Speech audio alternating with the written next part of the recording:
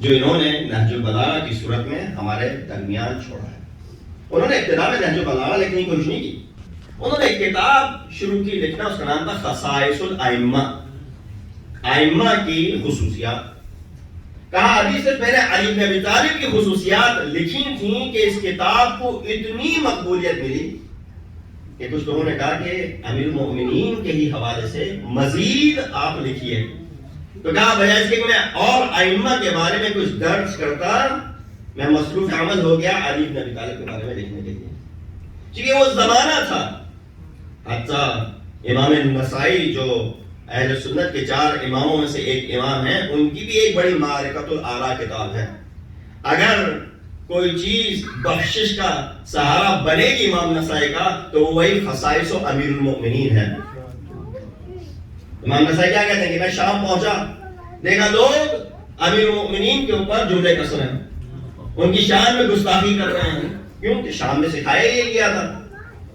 جبکہ پتہ چلا علی کو شہید کر دیا محراب میں، تو پوچھا کہ علی محراب میں کر کیا رہے تھے. اس حد تک برین واش کیا گیا کہ لوگوں کے درمیان علی کی اہمیت یوں گرائی گئی. تو انہوں نے کہا کہ یہاں ضرورت ہے کہ میں ایک ایسی کتاب لکھوں جس سے فضائل علی سامنے آئے. انہوں نے وہ کتاب لکھی، لوگوں کے درمیان چھوڑی. اس کی وجہ سے ان کے اوپر حملہ ہوا اور ان کو زخمی کر دیا گیا. مدینہ پلٹنے کے بعد سے اسی حملے کی وجہ سے وہ اس دنیا سے گزر گئے. تو کہتے ہیں شہادت کا درجہ نصیب ہوا. کیوں؟ علی کا دفاع کرنے کھڑے ہوئے تھے. تو اگر کوئی علی کا دفاع کرتے ہوئے اس دنیا سے چلا جائے تو یقیناً شہید کا درجہ اس کو میسر ہوتا ہے. تو سید رضی نے خصائص الائمہ لکھنا شروع کی. امام علی کے بارے میں لکھ چکے. اب آئے نہج البلاغہ کی طرف. چاہتا ہوں 4-5 خطبے اس حوالے سے آپ کے سامنے نہج البلاغہ کے پیش کروں، جس سے ہمیں اندازہ ہو جائے گا کہ فضیلت امیر المؤمنین جو ہم اور آپ سنتے ہیں اور جو کبھی بھی پرانی نہیں ہوتی. قرآن کا کمال بھی یہی ہے کہ آپ قرآن کو جتنی دفعہ پڑھیں گے ہر وقت آپ کو قرآن سے نئی چیز میسر ہوتی رہے گی. علی کے فضائل بھی ایسے ہیں، جب جب فضیلت علی بیان ہوگی تو آپ کے دل میں وہی خوشی آتی جائے گی. صلوات بھیجو محمد.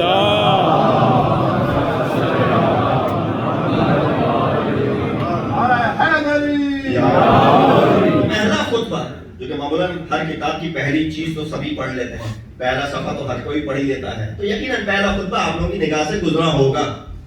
پہلا خطبہ نہج البلاغہ کا وہ ہے کہ جس کے اندر امیر المؤمنین نے خلقت زمین و آسمان اور خلقت حضرت آدم کا تذکرہ کیا ہے.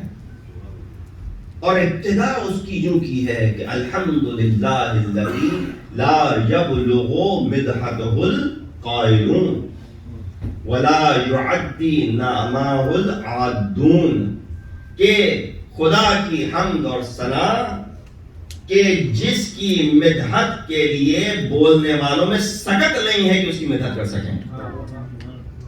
خدا کی ثنا اور حمد کہ حتیٰ گننے والے اس کی نعمتوں کا شمار نہیں کر سکتے. دیکھیے کیا ایک کنیکشن ہے، کورولیشن ہے نہج البلاغہ اور قرآن میں. قرآن کی ابتدا کس طرح ہو رہی ہے؟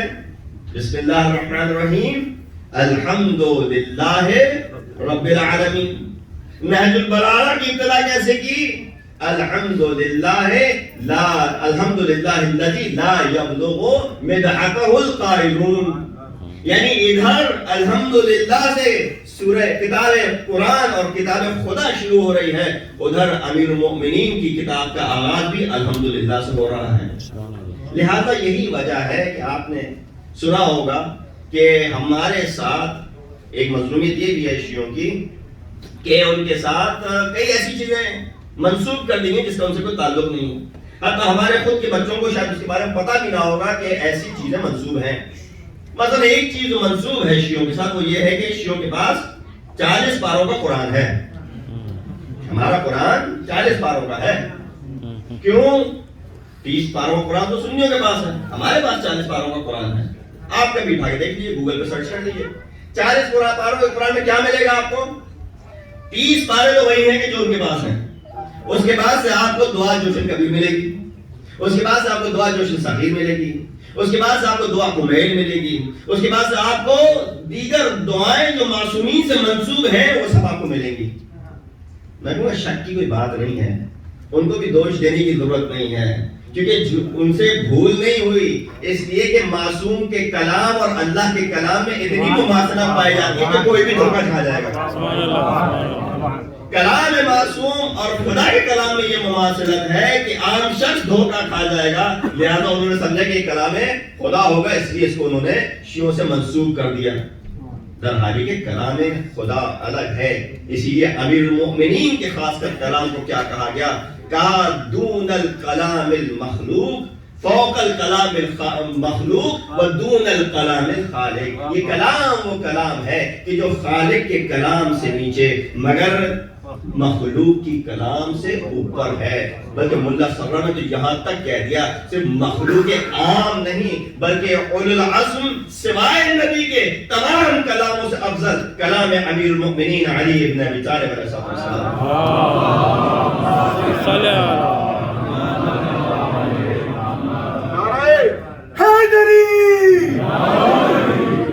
تذکرہ کیا پہلے خطبے میں امیر المؤمنین نے اللہ کی معرفت کا کہ معرفت خدا حاصل کرو.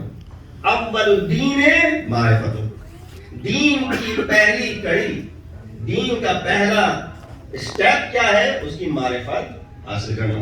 بغیر معرفت دین کے آپ کہیں نہیں پہنچیں گے. مہاراج یہ ایک الگ بحث ہے, اس کے اندر نہیں, صرف ہائی لائٹ کرنی ہے آپ کے لیے کچھ خطبے نہج البلاغہ کے. یہ ہو گیا پہلا خطبہ نہج البلاغہ کا, کوشش کریں اگر اس کو ابھی تک نہیں پڑھا ہے تو پڑھ لیں. پھر تیسرا خطبہ ہے نہج البلاغہ کا جو کہلاتا ہے خطبہ شکشقیہ, نام سنا ہوگا. یہ وہ خطبہ ہے کہ جس کے اندر امیر المؤمنین نے اپنے خلافت کے غاصبیوں کا تذکرہ کیا ہے کہ وہ لوگ جنہوں نے خلافت مولا کو غصب کیا تھا اور اس کے اوپر برجمان ہو کے بیٹھ گئے تھے, ان کا تذکرہ کیا گیا. انفیکٹ یہی وہ خطبہ ہے جس کی وجہ سے پہلی مرتبہ اہل سنت کے علماء نے اس پہ اشکال کرنا شروع کیا. اس کتاب پہ سے پہلے اشکال نہیں تھا. اگر اشکال ہوا اس کتاب پہ, ابن خلقان نے سب سے پہلے اس پہ اشکال کیا ہے, 6 ہجری میں آتا ہے, 7ویں ہجری میں 250 سال بعد پہلا کوئی عالم آ رہا ہے اہل سنت کا جس نے آ کے اس کے اوپر اشکال کیا. اور وہ صرف اور صرف اس کا مقصد یہ تھا, تیسرا خطبہ نہج البلاغہ کا خطبہ شکشقیہ, جس میں غاصبین کا تذکرہ کیا امام نے, کس طریقے سے میرے حق کو مجھ سے چھین لیا گیا, سرزنش کی ان کے بارے میں ساتھ بیان کیا. یہ امیر المومنین کا کلام نہیں ہو سکتا. کیوں؟ امیر المومنین تو اصحاب کے ساتھ اتنے قریب تھے, ان کے ساتھ بیٹھتے تھے, ان کو مشورے دیا کرتے تھے, یہ وہ ساری چیزیں انہوں نے بیان کی. تو بہرحال یہ خطبہ شکشقیہ بہت ہی ضروری خطبہ ہے, مہم خطبہ ہے. اگر آپ کو وہ طرف بھی دیکھنی ہے کہ کس طریقے سے امام نے اپنی فرسٹریشنز کا اعلان کیا ہے تو دیکھیے خطبہ شکشقیہ کو. اس کے بعد سے ذرا فاسٹ فارورڈ کر کے آپ آ جائیں خطبہ نمبر 193. یہ بڑا ہی امپورٹنٹ خطبہ ہے اور وہ خطبہ کہلاتا ہے خطبہ متقین, جس میں امام نے فضائل متقین بیان کیے ہیں. امام کو ہم کیا کہتے ہیں؟ امام المتقین. وہ متقین کہا ہے کہ جس کو وہ امام ہیں. امام ہے امیر المؤمنین, وہ مومنین کہا ہے کہ جس کے امام امیر ہیں. تو گویا اگر آپ چاہتے ہیں کہ وہ آپ کے امام المتقین ہو تو آپ پہلے متقی بنیے, پھر ان کو امام کہنے کا حق رکھتے ہیں. تو امام نے بیان کر دیا 110 فضیلتیں بیان کی ہیں متقین کی, صفات بیان کی ہیں متقین کی, جن میں پہلی ابتدائی 2-3 صفات یہ ہیں کہ متقین وہ ہیں منطقهم الصواب ملبسهم الاقتصاد, کہ متقی اس شخص کو کہتے ہیں کہ جس کی زبان میں کسی قسم کا کوئی ایرر پایا نہ جاتا ہو, یعنی جس کی گفتگو, جس کی گفتار سچ کے اوپر بیس کرتی ہو. اگر سچ نہیں ہے اس کی گفتگو میں تو وہ تقوی کی منزل سے خارج ہو جائے گا. دوسری جو صفت بیان کی کہا ملبسهم الاقتصاد, اس کی صفت یہ ہے کہ وہ اپنے لباس میں اقتصاد سے کام لیتا ہے. امام نے گفتگو تو لباس کی مگر انسان کی تمام اقدار کو اس کے اندر اکٹھا کر لیا. میٹافورک ہے نا, امام صرف تذکرہ کر رہے ہیں لیکن بیان تمام اقدار کا کر رہے ہیں کہ تم اپنی زندگی کے کسی بھی پہلو میں جاؤ تو کوشش یہ کرو کہ تم بالکل ماڈریشن کے ساتھ, اقتصاد کے ساتھ تم چلتے ہوئے نظر آؤ. صلی دیجیے محمد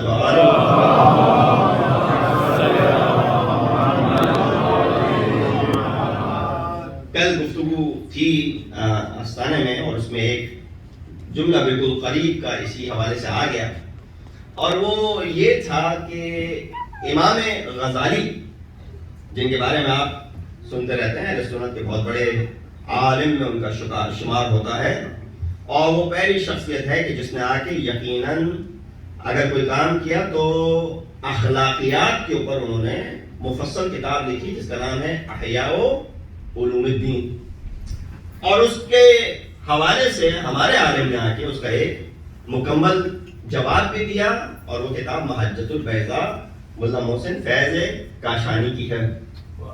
اور انہوں نے اس بات میں, اور جو نیگیٹو پہلو ہے, شاید بہت سارے لوگ امام غزالی کے نیگیٹو پہلو سے آشنا نہیں ہیں.